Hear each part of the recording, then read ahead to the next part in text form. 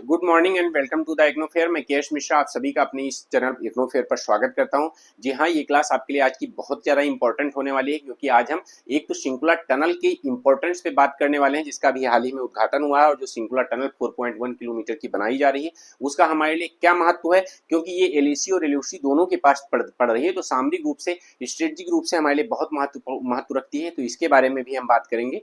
और साथ ही आपको याद होगा कि पिछले साल जब मैंने बताया था कि यूनेस्को में शांति निकेतन और होयसल मंदिर ग्रुप को, टेम्पल ग्रुप को शामिल किया गया है। उसके बाद मैंने आपको पढ़ाया था कि मोईदाम जो असम में अहोम साम्राज्य के अंत्येष्टि स्थल है, उसको जो है नामित किया गया है भारत की तरफ से।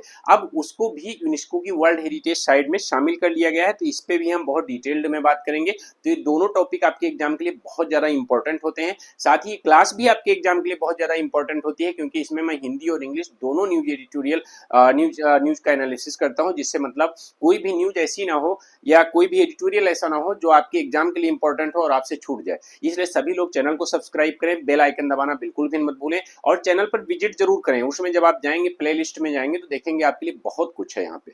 ठीक है, तो आइए आगे बात करते हैं हम लोग। क्लास की टाइमिंग ये है, डेली क्लास होती है। करंट अफेयर की सुबह होती है, और रात में जो है आपका फाउंडेशन बैच जो लगभग खत्म है। फाउंडेशन बैच में मुश्किल से एक दो क्लासेज बची हैं, बाकी सब पूरा कंप्लीट हो गया। लगभग आई थिंक जो है 68 क्लासेज हैं फाउंडेशन बैच में। तो आप समझ सकते हैं कि मैंने कितना डिटेल्ड में पढ़ाया होगा। जी हाँ, सबसे ऊंचाई पर स्थित सिंकुला सुरंग का निर्माण शुरू। आखिरकार इसको सबसे ऊंचाई पर स्थित क्यों कहा जाता है? देखिए, ये जो सिंकुला सुरंग है, सिंकुला सुरंग सबसे पहले तो मैं आपको बताना चाहूंगा कि ये जो हिमाचल प्रदेश का मनाली से लेके और जो है लद्दाख के लेह वाले एरिया को जोड़ता है जो मार्ग, उसी पर ये सिंकुला टनल पड़ती है। तो इससे पहले भी अगर देखा जाए तो जो एक बीच में दर्रा पड़ता है दरचा, और साथ में जो है पदम और नींबू, इसकी रोड जो है बीआरओ ने निर्मित की थी। लेकिन क्या होता था कि जब बर्फ बहुत ज्यादा पड़ जाती थी तो ये पूरा मार्ग बाधित हो जाता था, और इसी कारण से जो है इस पे आवागमन पूरी तरह से बाधित रहता था। तो बहुत खासी मशक्कत करनी पड़ती थी। आर्मी को भी बहुत ऐसी समस्याएं आती थी कि अगर ऐसा कहीं दुश्मन हमला कर दे या कुछ हो जाए तो कैसे उससे निपटेंगे। तो ऐसे में सामरिक रूप से हमारे लिए जो है बहुत ज्यादा इंपॉर्टेंट है सिंकुला टनल। सिंकुला टनल, इसके बारे में हम बात करेंगे।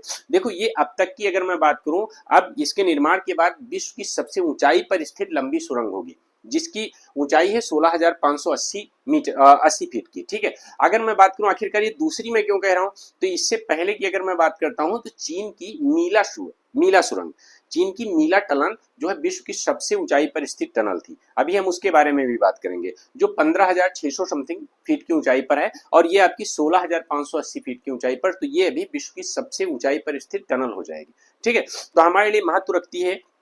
देखो, जो सिंकुला टनल है हमारे लिए, ध्यान देना कि सिंकुला सुरंग उत्तरी पोर्टल में अभी विस्फोट करके, और इसके बाद में मतलब प्रधानमंत्री नरेंद्र मोदी जी ने इसका उद्घाटन किया। जो विस्फोट हुआ था, विस्फोट भी एक्चुअल में आभासी रूप से किया गया है।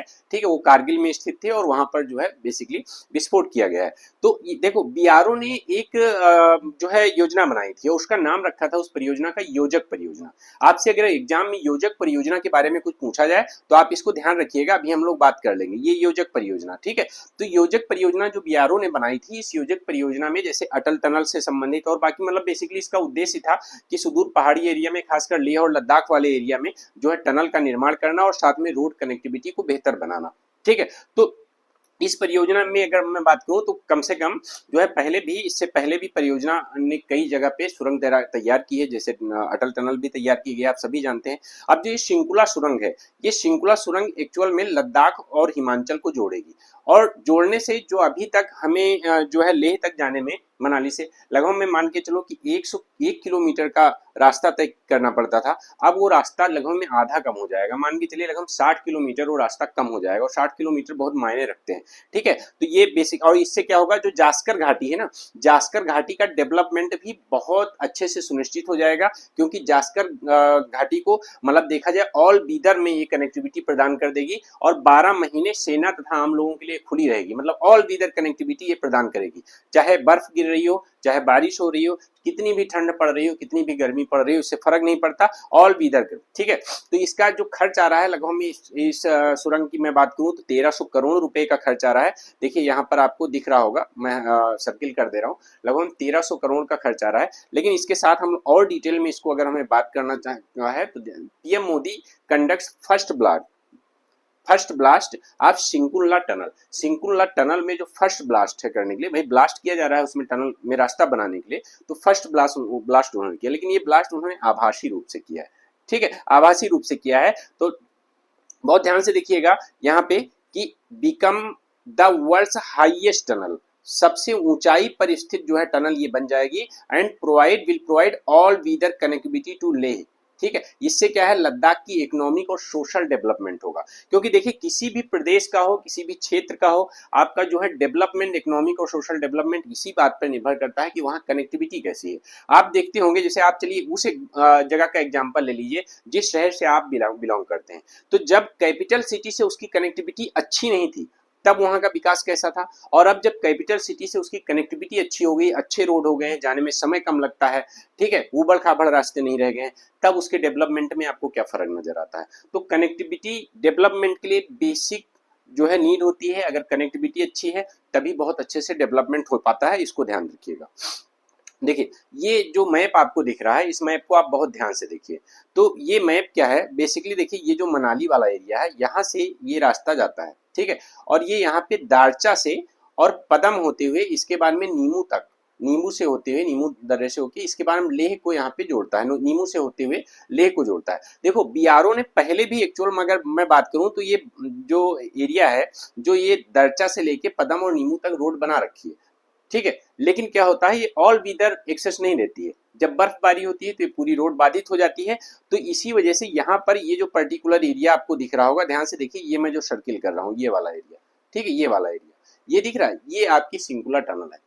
ठीक है, यहाँ पर आपकी सिंकुला टनल बनाई जा रही है। ठीक, ये लगभग में 4.1 किलोमीटर की टनल है। तो इसमें क्या होगा, ऑल वीदर कनेक्टिविटी ये प्रोवाइड करेगी, और फिर इस रोड पे पूरा आवागमन मजबूत रहेगा, जिससे कि जास्कर घाटी की भी कनेक्टिविटी जो है आपकी बहुत अच्छी स्थापित हो जाएगी। साथ ही लगभग देखा जाए तो लगभग में 1680 प्लस करोड़ की जो है ये परियोजना है। ठीक है, और इसको उम्मीद है कि दिसंबर 2025 तक इसको कंप्लीट करने की कोशिश सरकार द्वारा की जा रही है। ठीक है, तो इस मैप को बहुत अच्छे से देख लीजिएगा। आगे हम बात करते हैं। देखिए ये आपकी एक जो टनल है, इसके इमेजिनरी मैप है, ऐसे समझ लीजिए कि ये इस तरह से कुछ टनल का निर्माण किया जा रहा है। ठीक है, इस तरह से कुछ टनल का निर्माण किया जा रहा है। ये सिंकुला टनल का ही एक मतलब अज्यूम्ड मैप है। ठीक है, देखिए ये आपको दिख रहा है ना, ये आपकी सिंकुला टनल है। ठीक है, ये ठीक है, इसमें दो तरफ से टनल बनाई जा रही है, एंट्री और एग्जिट दोनों अलग अलग रखे जा रहे हैं, जिससे मतलब आवागमन में किसी भी तरह से बाधा ना पहुंचे। ठीक है, तो आखिरकार देखो, और इसका जो कंप्लीशन है, इसका कंप्लीशन 2025 तक, दिसंबर 2025 तक कंप्लीट करने की कोशिश की जा रही है। और जैसा कि मैंने बताया, देखो इसमें क्या होता है, अभी प्रेजेंट में अगर आपको मनाली से दारचा और लेह रोड पे जाना है, ठीक है, लेह तक जाना है, तो आपको लगभग 101 किलोमीटर की डिस्टेंस तय करनी पड़ती है। जब ये सुरंग बन जाएगी तो इस सुरंग के बाद में क्या होगा, लगभग 60 किलोमीटर की डिस्टेंस आपकी कम हो जाएगी। तो ये बहुत ही ज्यादा आपके लिए, अभी इतना ही नहीं, देखो जो एक्चुअल में जो योजक परियोजना है, योजक परियोजना मैंने आपको जैसे बताया कि ये बीआरओ की परियोजना है, और बीआरओ किसके अंतर्गत आता है, मिनिस्ट्री ऑफ डिफेंस के। देखो मैंने पहले करंट अफेयर में बताया है, आप कमेंट में मुझे इस बात का जवाब दीजिए कि बीआरओ की स्थापना कब हुई थी, बॉर्डर रोड ऑर्गेनाइजेशन, इसकी स्थापना कब हुई थी, इसकी कमेंट में आप जवाब दीजिए हमें, कि ये सब कुछ फैक्ट्स हैं जो आपको याद रखने चाहिए। ठीक है, इससे पहले भी अगर देखा जाए, प्रोजेक्ट जो योजक प्रोजेक्ट है उसके अंतर्गत अटल टनल को भी मेंटेन किया गया है, अटल टनल को भी बहाल किया गया है कनेक्टिविटी के लिए। ठीक है, तो योजक not only responsible building high altitude traffic tunnels on Manali Ladakh, but also acquire major roads for maintenance that can be up to 500 kilometre in length. मतलब केवल ऐसा नहीं कि मनाली और लद्दाख वाला जो ये एक्सेस है इसी को बनाने के लिए योजक परियोजना है, बल्कि वहां पे लगभग 500 किलोमीटर की रोड कनेक्टिविटी प्रोवाइड करवाना उसका लक्ष्य है योजक परियोजना का। ठीक है, जो बीआरओ के अंतर्गत है।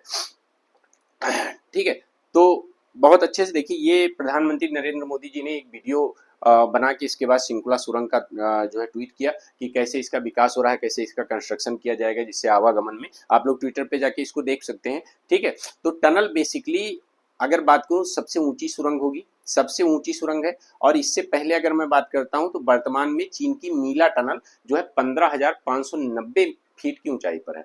तो अभी ये सबसे ऊंचाई पर स्थित टनल है, लेकिन जो है इस सुरंग का निर्माण पूरा हो जाने के बाद में जो आपकी सिंकुला टनल है, ये जो है आपकी सबसे हाईएस्ट जो है टनल होगी, सबसे ऊंचाई पर स्थित।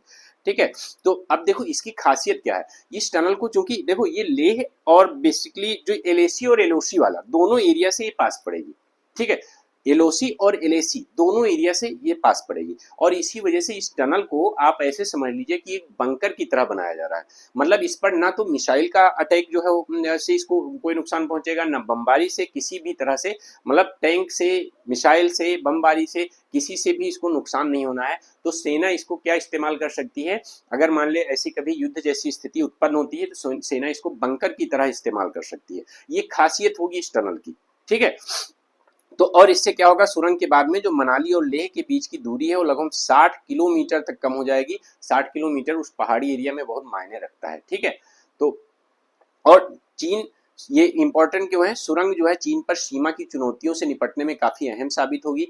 चीन या पाकिस्तान की तरफ से भी किसी भी तरह की हमला होता है तो ऐसे में सेना तक रसद पहुंचाने और हथियार पहुंचाने में आसानी होगी। क्योंकि आप समझिए, जब सिंकुला टनल नहीं है, मान लेते हैं बर्फबारी होगी, पूरा आवागमन बाधित हो गया है। अब ऐसे में अगर मान लेते हैं कभी जो है चीन की तरह पाकिस्तान की तरफ से कोई हमला हो जाता है तो सेना तक हथियार और जो है रसद पहुंचाने का काम वहां बाधित होता। ऐसे में क्या होता, सेना फंसी रहती। ठीक है, और बहुत रिस्क में भी रहती। ठीक है, बहुत सारे लोगों की जाने जाती। अब ऐसे में क्या है कि ऐसे में एक कनेक्टिविटी इस तरह से ऑल वेदर कनेक्टिविटी के माध्यम से ये सारी चीजें भी आसान हो जाएंगी कि अगर कोई ऐसी सिचुएशन आती है तो हथियार भी आसानी से पहुंचाए जा सके, खाने पीने की सामग्री भी आसानी से उन तक पहुंचाई जा सकती है। ठीक है, तो और जब कनेक्ट ये मतलब इस पर्टिकुलर एरिया में जो लद्दाख है, लद्दाख के एरिया में चूंकि कनेक्टिविटी इससे बहुत अच्छी हो जाएगी तो यहाँ का डेवलपमेंट निसंदेह होगा और टूरिज्म भी बहुत अच्छा बढ़ेगा। ठीक है, रास्ता बंद हो जाने के कारण जो टूरिज्म जिन मौसम में नहीं जा पाता था वहां भी अब टूरिज्म वहां पे बढ़ेगा, टूरिज्म अट्रैक्ट होगा निसंदेह, क्योंकि अब लोग उसी के अनुकूल अपने आप को बना लेंगे। देखो अगर मैं राष्ट्रीय सुरक्षा की बात करता हूं तो जहां तक देश की सुरक्षा और संरक्षा का प्रश्न है, सिंकुला सुरंग परियोजना अत्यंत महत्वपूर्ण है, क्योंकि यह उस क्षेत्र में हमारे सुरक्षा बलों का निर्बाध आवागमन सुनिश्चित करेगी। ठीक है, कि हर मौसम में सुरक्षा बल हमारे आ जा सकते हैं। सिंकुला परियोजना सुरक्षा की दृष्टि से भी बहुत महत्वपूर्ण है, क्योंकि लद्दाख में जो नीमू है, जो अभी मैंने मैप में दिखाया था, वो कारगिल के साथ साथ लेह के भी समीप स्थित है। ठीक है, तो इसका मतलब है कि हम कारगिल और लेह दोनों के समीप तक कनेक्टिविटी को पहुंचा पा रहे हैं। ठीक है, और तनावपूर्ण स्थिति में सुरक्षा बलों तथा उपकरणों की त्वरित पहुंच वहां पे सुनिश्चित हो पाएगी और पूरे जास्कर क्षेत्र को देश से जोड़ने में ये सहायता करेगी। देखो अगर मान लेते हैं आपसे एक सवाल पूछ लिया जाए कि मेंस में पूछ लिया जाए कि सिंकुला दर्रे या सिंकुला टनल का, ठीक है, चीन और पाकिस्तान के विरुद्ध सामरिक महत्व को बताइए। ठीक है, यह सिंकुला टनल का चीन एवं पाकिस्तान के विरुद्ध सामरिक महत्व पर चर्चा कीजिए। तो आप इसको कैसे करेंगे, तो जो चीजें मैंने बताई हैं उनको ध्यान रखिएगा, आगे ध्यान दीजिएगा। जैसे मैंने आपको बताया है कि सिंकुला जो सुरंग है वो चीन एवं पाकिस्तान के खतरे के मद्देनजर अत्यंत महत्वपूर्ण है, क्योंकि ये नियंत्रण रेखा मतलब एलएसी, ठीक है, सुरंग जो है नियंत्रण रेखा मतलब लाइन ऑफ कंट्रोल, और एलओसी मतलब एलओसी और एलएसी दोनों के पास में स्थित है। ठीक है, जो एलएसी है, एलएसी भी मनाली उपसी लेह मार्ग से अधिक सुरक्षित, मतलब जो पहले मार्ग था उस मार्ग से अब ये बहुत ही सुरक्षित मार्ग हो जाएगा, और इसके प्रारंभ होने से सेना के जवान और जो साजो सामान है, जो हथियार हैं, जो रसद है, वो सब उन तक आसानी से पहुंच सकेगा। और इसके अलावा देखो मैंने आपको बताया कि जो है पहले भी जब चीनी सेना में झड़प हुई थी 2020 में, जिसके बाद में यहाँ पर अभी मैंने क्लास बनाई है कि फ्लाइट सस्पेंड की कर दी गई थी, 500 के आसपास चीनी ऐप बंद कर दिए गए थे, फ्लाइट अब तक जो है सस्पेंड है, यहाँ तक कि चीन बार बार रिक्वेस्ट कर रहा है कि प्लीज रिज्यूम द फ्लाइट, लेकिन भारत सरकार उसको रिज्यूम नहीं कर रही, करी पहले बॉर्डर का मुद्दा सुलझाओ, इसके बाद में हम उसको रिज्यूम करेंगे फ्लाइट को। ठीक है, तो उसके बाद में जो है अगर देखा जाए तो जो दारचा पदम नीमो सड़क परियोजना है, इसको बीआरओ ने 2019 में तैयार कर लिया था, लेकिन क्या होता था जब ठंड के मौसम में 16,703 फीट पे स्थित है तो इसमें क्या होता था, बहुत समस्या का सामना करना पड़ता था, रास्ते बंद हो जाते थे। इसके अलावा इस क्षेत्र में और भी कुछ सुरंगें हैं, जैसे अटल सुरंग है और जोजिला सुरंग है, ये भी बहुत महत्वपूर्ण सुरंगें हैं, इनके बारे में भी आप पढ़ लीजिएगा। तो उम्मीद है कि जो है सिंकुला टनल से संबंधित सब कुछ आपको समझ में आ गया होगा, कुछ बचा नहीं होगा, इसके महत्व को, इसकी स्ट्रेटेजिक जो इंपॉर्टेंस है उन सभी को आपको समझ में आ गया होगा। तो आप सभी लोग चैनल को सब्सक्राइब करें, बेल आइकन दबाना बिल्कुल भी मत भूलें और मेरे टेलीग्राम चैनल से भी जुड़े। आइए नेक्स्ट पे बात करते हैं हम लोग। असम का मोईदाम जो यूनेस्को की विश्व धरोहर सूची में शामिल हो गया है। मैंने जब पिछले साल क्लास ली थी तो मैंने इसमें जो है 7-8 महीने पहले की बात है, मैंने आपको बताया था कि मोईदाम को भारत सरकार की तरफ से क्या किया गया है, संस्कृति मंत्रालय की तरफ से जो है यूनेस्को में भेजा गया है उसको शामिल करने के लिए। तो ये मोईदाम है क्या आखिरकार, ये किस चिड़िया का नाम है, हम लोग बहुत अच्छे से इसको समझेंगे। ठीक है, ये जो आपको दिख रहा है ये टीला नुमा आकृति, ठीक है, ये जो टीला नुमा आकृति दिख रही है यही मोईदाम है। तो बेसिकली ये असम में अहोम वंश के सदस्यों को क्या किया जाता था। देखो अहोम वंश क्या है, ये चीन से आने वाला एक वंश है जो लगभग 13वीं शताब्दी में यहाँ आया है और लगभग में 600 साल उसने यहाँ पे शासन किया है। ठीक है, तो ये चीन से आने वाला एक वंश था। अब इनके जब खासकर शाही लोग जैसे राजा हैं, रानी हैं, राजकुमार हैं, ये इस तरह के लोग मरते थे तो उनको क्या किया जाता था, उनके प्रिय वस्तुओं के साथ में यहाँ पर दफना दिया जाता था। तो बेसिकली आप ये कह सकते हैं कि ये शाही राजवंश का एक अंत्येष्टि स्थल है, एक कब्रिस्तान है, एक कब्रगाह है, जो भी आप कहना चाहें अपने हिसाब से कह सकते हैं। ठीक है, तो इसको क्या किया गया है, इसको मोईदम को जो है यूनेस्को की विश्व धरोहर सूची में सांस्कृतिक विरासत के रूप में, जो कल्चरल साइट्स होती हैं उनके रूप में शामिल किया गया है। आप लोग कमेंट में बताइए कि जो मैंने पढ़ाया हुआ है कि यूनेस्को में जो साइट्स हैं, जैसे एक कल्चरल साइट हो गई, तो बाकी और दो कौन सी, 3 तरह की साइट्स होती हैं, तो उन तीनों तरह की साइट्स के आप कमेंट में नाम लिखिए कि कौन कौन से साइट्स हैं। ठीक है, कि कौन कौन सी कैटेगरी है, किस किस कैटेगरी में शामिल किया जाता है। ठीक है, तो पूर्वोत्तर भारत की ये पहली सांस्कृतिक संपत्ति बन गई है। नॉर्थ ईस्ट की अगर बात करें तो पहली सांस्कृतिक संपत्ति बन गई है। ठीक है, और इसी के साथ में भारत के यूनेस्को में शामिल विश्व धरोहर स्थल कितने हो गए, 43 हो गए। मैंने पिछले साल आपसे बात किया था कि शांति निकेतन को और शांति निकेतन के अलावा होयसल मंदिर ग्रुप को, होयसल मंदिर ग्रुप का मतलब है सिर्फ होयसल मंदिर एक नहीं है बल्कि उसमें 3 मंदिर आते हैं। ठीक है, तो उस होयसल मंदिर ग्रुप को जो है शामिल किया गया था जो है यूनेस्को में, और इसी के साथ में भारत की यूनेस्को में जो विश्व धरोहर स्थल है उनकी संख्या 42 हो गई थी। अभी इसके शामिल होने के साथ साथ उसकी संख्या 43 हो गई है। ठीक है, तो 2023-24 में के लिए इसको नामांकित किया गया था। अभी इसका देखो पिछली बार 45th जो सेशन हुआ था, जो इसकी मीटिंग हुई थी, उसमें इसको शामिल किया गया था। कहाँ हुई थी कमेंट में बताइए, मैंने पढ़ाया था 45th सेशन। ठीक है, इसका कहाँ हुआ था। ठीक है, अभी विश्व धरोहर समिति जो है, ठीक है, वर्ल्ड हेरिटेज जो कमेटी है, उस कमेटी का 46 सेशन भारत में हो रहा है। और भारत में कहाँ हो रहा है, भारत मंडपम में, दिल्ली में। ठीक है, तो न्यू दिल्ली में भारत मंडपम में इसका आयोजन किया जा रहा है। ठीक है, 21 से लेकर 31 जुलाई के बीच में जो है इसका आयोजन चलेगा। और इसी बीच में क्या है, इसको अनाउंस किया गया है कि मोईदम को जो है इस बार शामिल किया जा रहा है। ठीक है, तो इसको ध्यान दीजिएगा कि जो मोईदम है, मोईदम चराई देव स्थित गौरवशाली अहोम संस्कृति की निशानी है। ठीक है, ये एक जिला पड़ता है। ठीक है, जो बेसिकली चराईदेव स्थित है, चराईदेव नाम से, और वहां पर ये स्थित है। ठीक है, तो इसको देखो, एक बहुत अच्छे से चीजें ध्यान देना कि प्रधानमंत्री जी ने कहा कि महान अहोम शासन और संस्कृति के बारे में लोग अधिक जानेंगे। मुझे खुशी है कि मोईदम को विश्व धरोहर स्थल में शामिल किया गया है। साथ ही एक बहुत अच्छी चीजें देखो, यूनेस्को की अगर मैं वेबसाइट पे जाता हूं तो वेबसाइट पे क्या लिखा हुआ है कि मोईदम एक गुंबददार कक्ष है जो आमतौर पर 2 मंजिला है और इनमें प्रवेश के लिए एक धनुषाकार मार्ग होता है। ठीक है, अभी मैं पूरा दिखाता हूँ। अर्ध गोलाकार मिट्टी के टीलों पर ईंटों की मिट्टी की परतें बिछाई गई हैं। मोईदम को विश्व धरोहर स्थल में शामिल किया गया है। ठीक है, देखिए ये कुछ आपको दिख रहा होगा, देखिए ये दिख रहा है, ये वाला हिस्सा। ठीक है, ये क्या है, ये मोईदम है। ठीक है, अभी और अच्छे से दिखाता हूँ इसको। ठीक है, तो लगभग 600 साल तक शासन जिन लोगों ने किया उनका कब्रिस्तान है। और जिसको देखो, इसी के साथ एक चीज और बताना चाहूंगा कि विश्व यूनेस्को में विश्व धरोहर स्थल में शामिल होने वाला पहला कब्रिस्तान है ये, इसलिए इंपॉर्टेंट है। यूनेस्को की विश्व धरोहर स्थल में शामिल होने वाला पहला कब्रिस्तान है। ठीक है, तो असम के चराईदेव जिले में स्थित है ये, और यूनेस्को की विश्व धरोहर लिस्ट में शामिल किया गया। देखो ये है, कुछ देखने में आपको अच्छा ये रास्ता है। ठीक है, ये दिख रहा होगा रास्ता। ठीक है, इसी के अंदर जो है क्या कहते हैं, इसमें बेसिकली अंत्येष्टि की जाती थी। तो लगभग में आइए आगे बात करते हैं। इसको बहुत ध्यान से देखिए। देखिए ऊपर से देखने में कुछ इस तरह से लग रहा है, सुंदर लग रहा है ना, कुछ इस तरह से लगता है। तो पहली बार हुआ है जब विश्व धरोहर स्थल में जो है बेसिकली पूर्वोत्तर का राज्यों में कुछ ऐसा शामिल किया गया है। इससे पहले काजीरंगा और मानस नेशनल पार्क को भी वर्ल्ड हेरिटेज साइट घोषित किया गया था। ठीक है, ये देखिए अच्छा लग रहा है, जाएंगे वो में। चलो भाई, कोई जाना तो मुझे भी ले चलना। ठीक है। हाँ, आओ।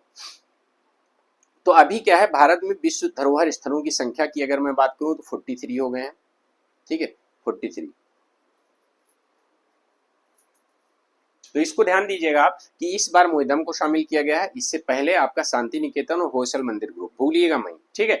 600 साल पुराना राजवंश है अहोम, और इसमें क्या किया जाता था, अहोम वंश के जो शाही लोग थे उनको दफनाने के लिए ये टीले नुमा आकृति बनाई जाती थी। अहोम राजवंश बेसिकली चीन से आई हुई एक ट्राइब कम्युनिटी है, मतलब एक ट्राइबल जनजाति है, मतलब एक जनजाति है, ठीक है, जिसने लगभग में असम पर 600 साल तक शासन किया। आप लोग इतिहास में अहोम विद्रोह भी पढ़ते होंगे, ठीक है।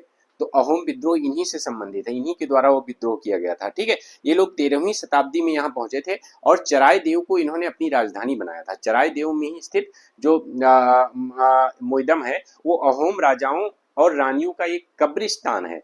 अहोम के पहले राजा जो चौलुंग शिव काफा थे, ठीक है, चौलुंग शिव काफा जो पहले राजा थे, उनकी मृत्यु के बाद भी उनको यहीं पे अपनाया गया था, जिसमें सभी ताई अहोम धार्मिक अनुष्ठान किए जाते थे, ठीक है।